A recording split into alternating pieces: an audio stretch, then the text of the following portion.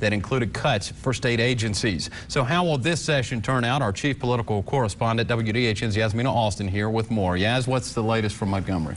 Well, Ben, it really is unclear what's going to happen, but we do know the bare bones budget is heading to the Senate. Once there, Representative Steve Klaus told me he does expect some changes to be made. Whether or not those changes will include revenue increases is the big question right now.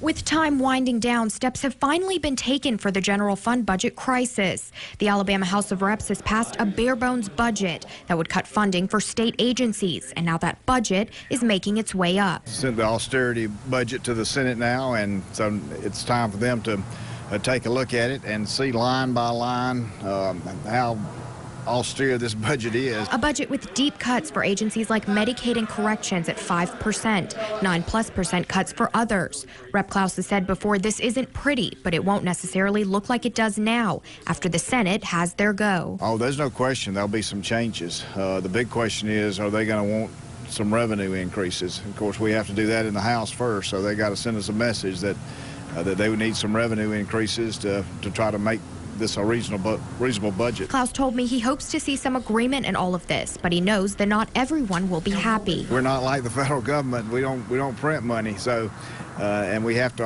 operate within our constraints that we have, the budget that we have available to us. Governor Robert Bentley has said before he was not behind this budget and has a tax solution of his own, one the legislature has been slow to respond to.